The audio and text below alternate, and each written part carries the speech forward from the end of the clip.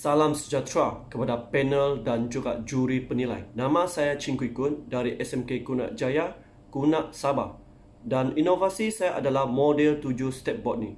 Apakah model 7 step board? Mari kita lihat. So, inovasi saya sebenarnya bermula dengan refleksi ke diri, di mana saya mendapati pelajar lemah dalam pinggiran, terutama dalam konsep nisbah dan kadaran.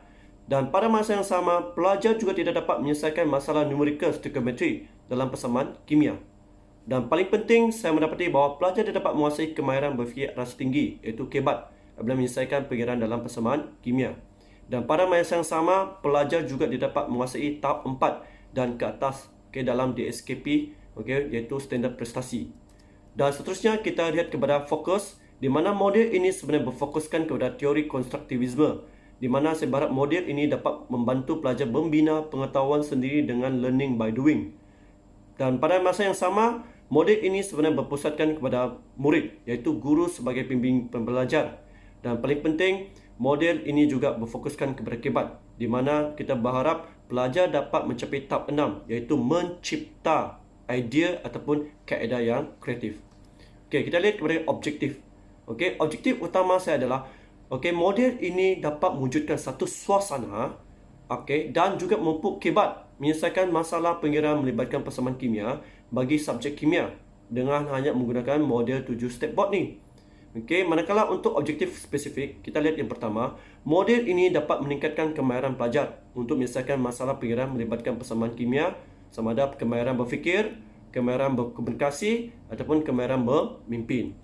Dan kedua, model ini dapat meningkatkan kebat pelajar, iaitu pelajar sekurang-kurangnya dapat menepasi tahap 4 dan ke atas dalam pentaksiran bilik darjah. Dan ketiga, model ini membantu pelajar mendapat keputusan dan lonjakan yang baik dalam SPM bagi subjek kimia ataupun subjek aliran sains. Dan keempat, model ini dapat membantu baik kaedah PDP guru supaya pelajar berasa seronok di dalam kelas. Kumpulan sasaran saya adalah terdiri daripada 12 orang pelajar dari 5 STEM, iaitu 10 orang pelajar perempuan dan 2 orang pelajar lelaki.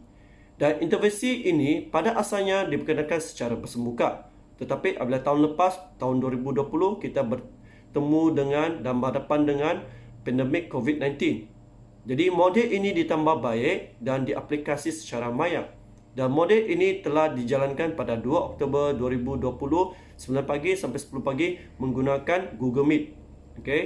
Dan di sini dilihat adalah model 7 step board yang dijalankan bersemuka sebelum pandemik COVID-19.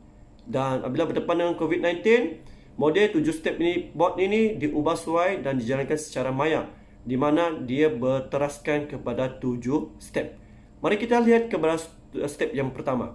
Step yang pertama ialah guru akan memperkenalkan objektif pembelajaran dan kriteria kejayaan. Dan masa diperlukan adalah 5 minit. Dan step yang kedua, guru akan memberikan soalan penyelesaian masalah. Dan pada masa yang sama, guru akan menjalankan langkah penyelesaian menggunakan 3 step ini berdasarkan buku teks.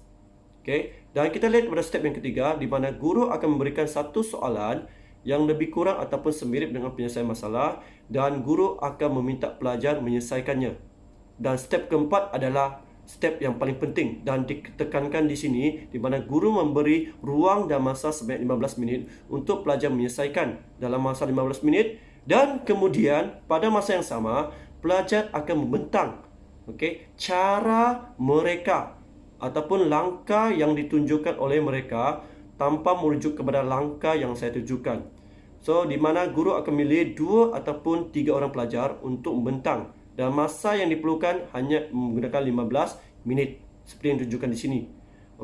Dan kita lihat kepada step yang kelima. Ini juga merupakan step yang penting, di mana guru minta pelajar membuat rumusan. Pilih jawapan yang terbaik seperti yang ditunjukkan di sini. Berdasarkan in-call message dalam Google Meet, pelajar akan bincang dengan satu sama lain. Mereka akan pilih langkah mana yang terbaik dan sesuai dengan mereka. Jadi kebanyakan pelajar memilih respon daripada langkah 2. Mari kita lihat kepada step ke-6. Step 6, guru akan memberikan latihan pengukuhan, sama ada daripada buku teks, model ataupun buku latihan. Dan terakhir, guru akan minta pelajar membuat kesimpulan apa yang telah pelajari pada hari ini. So, secara keseluruhan 7 step ni hanya menggunakan 60 minit sahaja. So kita bergerak kepada metodologi. Okey, guru menggunakan 3 instrumen, iaitu permatian, iaitu sesi soal jawab, kedua ujian pra dan pasca, di mana terdapat 3 ujian pasca, dan juga soal selidik yang terdiri pada 14 item, terdiri pada domain efektif, kognitif dan psikomotor. Dan secara keseluruhan, analisis data ini dianalisis dalam bentuk kuantitatif, iaitu dalam statistik deskriptif. Okey, iaitu data dipaparkan dalam kekerapan, peratus ataupun min. Dan hasil dapatan dari permatian setelah pelajar didedakan dengan model 7 step board ni, saya mendapati bahawa pelajar yakin dan mahir menyelesaikan masalah pengiran. Kedua, pelajar mampu dan sukarela menyelesaikan masalah di kalangan ramai pelajar. Dan ketiga, pelajar tidak akan menyelesaikan soalan melibatkan pengiran terlebih dahulu dalam kertas satu kimia. Dan terakhir, interaksi secara dua hala diwujudkan antara pelajar dengan pelajar dan juga guru dengan pelajar secara tidak langsung. Dan kita bergerak kepada hasil dapatan ujian pra dan pasca. Pada asalnya, pelajar hanya mendapat 41.67% lulus. Dan setelah didedakan dengan model 7 step board ni, pelajar meningkat kepada 66.7%, kemudian meningkat kepada 96.1%, dan akhirnya pada SPM yang dijalankan pada Mac 2021 ni, akhirnya pelajar dapat mendapat 100% lulus. Walaupun GPMP menunjukkan peningkatan dan penurunan sedikit pada akhirnya. So, kita lihat kepada hasil dapatan dari soal selidik. Pelajar menunjukkan 4.54 dalam domain efektif, 4.52 dalam domain kognitif dan 4.72 dalam domain psikomotor.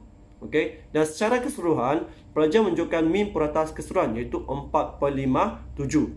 Di mana model ini membantu pelajar dari segi mental emosi, pemikiran dan juga secara fizikal. So mari kita lihat kepada kos. Dari segi kos, model ini kalau dijalankan secara bersemuka, saya hanya perlukan kertas warna, kertas laminate, pelekat tekit, gunting, ink printer ataupun marker pen. Dan secara keseluruhannya, dia hanya membelanjakan RM17.5. Dan dia adalah percuma sekiranya dia dapat disediakan di sekolah sahaja. Dan bagi untuk model ini dijalankan secara maya, dia cuma memerlukan PowerPoint, Google Meet, ataupun Telegram, ataupun juga WhatsApp. Di mana keseluruhan ini semua adalah secara percuma selagi pelajar mendapat rangkaian internet yang baik dan juga ada data mencukupi. Seterusnya, inovasi saya ini sebenarnya bermula dengan kajian tindakan, di mana saya telah menyertai kolokium tindakan teknik 12 langkah secara dalam talian secara peringkat kebangsaan. Jadi pada asalnya saya mendapat top 10 pembentang terbaik, dan seterusnya saya mendapat anugerah emas, dan pada akhirnya saya berjaya mendapat tempat pertama top 10 pembentang terbaik dalam penghasilan kajian tindakan bertemakan inovasi ini. Dan seterusnya saya melayakan diri menjadi peserta 10 terbaik daripada 30 orang peserta dalam anugerah inovasi pendidikan dalam INSEC 2021 yang dijalankan baru-baru ini. Dan saya telah mewakili zon Tenggara setelah saya mendapat anugerah platinum peringkat zon Tenggara ini untuk saya melayakan diri daripada Aninos ini. Mari kita lihat kepada impak. Jadi model 7 step ini dapat meningkatkan kemahiran berfikir aras tinggi. Ini betul. Kedua, dia dapat mencetuskan idea pelajar lebih pelbagai. Ini betul. Ketiga, dia dapat melibatkan pelajar semakin aktif dan membina. Dan akhirnya, peningkatan penilaian performatif dan sumatif yang positif dan mendadak seperti yang ditunjukkan ujian pra dan pasca. Mari kita lihat kepada nota pelajar. Dari segi nota pelajar, pelajar dapat menghasilkan nota yang padat dan ringkas dalam menggunakan hanya satu muka surat dengan diaplikasikan model pelan 7 step ini.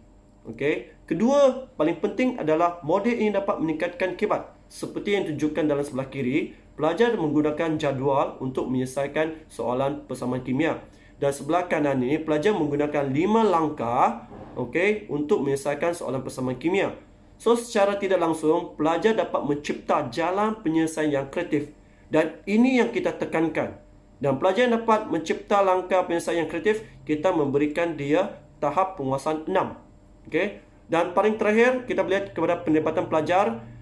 Daripada model ini, pendapatan pelajar semakin aktif dan membina, di mana pelajar akan memilih cara yang terbaik dan sesuai untuk mereka apabila mereka berdepan dengan SPM ataupun buat latihan. So, secara tidak langsung, model ini bantu pelajar membina dan juga memilih langkah yang terbaik untuk mereka. So, kesimpulannya, potensi model ini dapat diaplikasikan ke dalam semua topik kimia yang melibatkan pengiran. Okey, dalam tingkatan 4, bab 3, 6 dan 7. Tingkatan 5, bab 1, 2 dan 3. Seterusnya, potensi subjek ini, model ini juga boleh diaplikasikan dalam subjek-subjek aliran sains student seperti matematik tambahan, matematik, fizik dan kimia yang khususnya melibatkan pengiran. Dan pada akhir kata, model 7 step ini berteraskan kepada kebat dan juga guru dapat mentaksir pelajar, okey, supaya kemenjadian pelajar terbentuk, okey, seperti yang dihasratkan dalam TS25. So, setakat ini dan sekian, terima kasih.